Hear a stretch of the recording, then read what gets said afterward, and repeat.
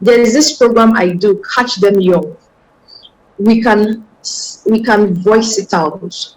We can talk to the next person. I change my word, you change your word, the next person changes their word, and the person in that word, like in my word I've changed, can go and change the next, can go and change their word. So we need to have a voice. We need to talk. We need to talk. Like, we need to talk and tell people that we need to allow women to fully utilize their potential. So we need to give voice out there. And secondly, we need to catch them young. We need to also go to schools, go to the universities. We can also go to companies. Oh, Daisy, you're talking about catching them young and the need to talk. Now, it's one thing to know you need to talk, but it's another thing to know the importance of why you need to talk. So what are the importance of women taking on senior leadership role for the sake of the society, probably the economy, and what have you? Okay, now, I believe when a woman takes up leadership, she brings in a different flavor. Okay. Let's look at leaders, female leaders. My mentor, I'm very sure she doesn't even know I exist, Ngozi Wala. She is a woman who brings out different flavor in any and every position she's in. So I also believe that if we give women the opportunity to handle a position, they bring a different flavor to it. I became the first female coordinator in mechanical and gave mechanical a different flavor. Mechanical felt different. Engineering as a whole feels different as we are out of the university. So I believe women, they bring a different flavor. Now, when a woman is in leadership, she sees everything, she knows everything, she cares, like she has this empathy towards the people she's leading. Yes, we have men that does that. We have men that have empathy towards the people they are leading, like my boss at Link. But we also have, with women, we have that inbuilt. So when a woman is in leadership, that empathy comes out. It's like she's bringing her home out, but in that space, she's just being professional and strict. But that doesn't mean that feeling, that care, that love. You can see a woman and she's your leader, and she comes out to do something, she draws back.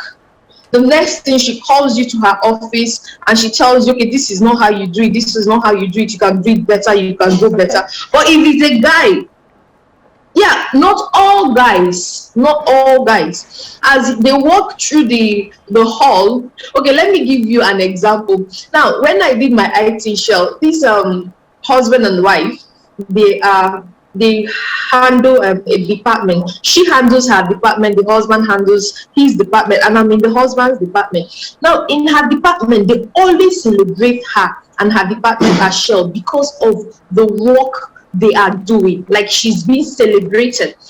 They celebrate us too. But at this point, the husband is trying to, make sure that he carries up. Whenever he enters our office, everybody turns into a robot.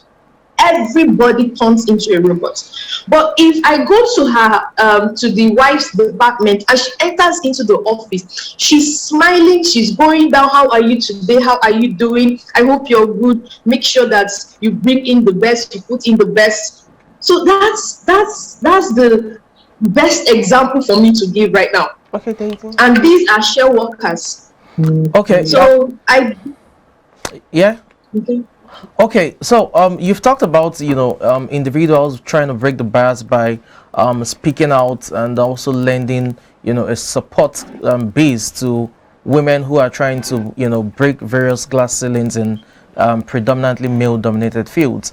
let's look at the institutional aspect of it. Do you subscribe that the government should have special laws to ensure gender equality in terms of representations, for example, so that women would also have an equal share at the bite of the cherry when it comes to leadership?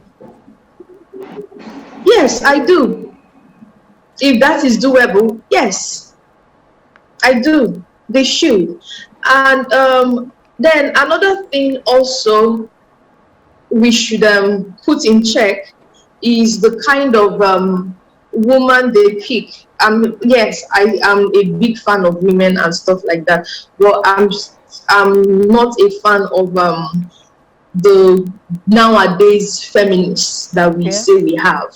So yes, they should put that in place and also regulate the so that we will have opportunities in companies. I know in engineering now, APREN, Association of Professional Women Engineers, they go from office to office to make that happen. And even they've started these nursing corners. They come to your office and tell you, we want a nursing corner for these female engineers, and you give us a nursing corner. So it's also it would be a good thing if the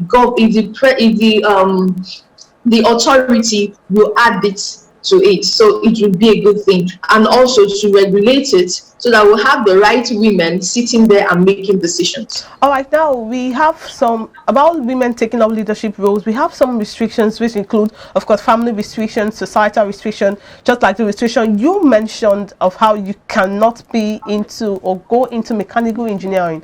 So could you help us highlight some of the challenges that women face in these professional careers or taking up leadership roles, and how these challenges can be reduced to its barest minimum?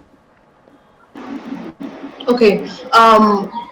One, a woman is in charge of her home, in charge of building up or training up the children. And like I said, engineering will go to an office and tell you, please have a nursing home for us. We need a nursing home. Now, when a woman is at that point, because most women, they will tell you they will want to have a nanny at home because they will want to be the ones to train their kids, or their husbands to be, no, you don't work. You don't stay extra time to give in, because most times you have to stay extra time to give in, and you have to come back home on time and stuff like that. Some women, they can, after during the school run, their husband might go pick the child, come to the office and keep them.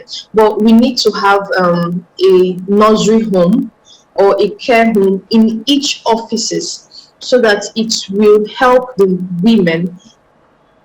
You keep your kids there, you have someone help them with homework, and they sleep there. Then when you're ready to go home, they eat there. When you're ready to go home, you take your children home. So that also can be a limitation.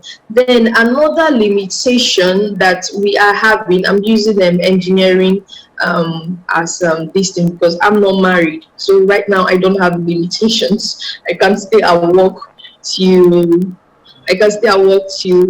6, 7 if I really have important things to do, and I come back with work and continue with work and sleep around 1.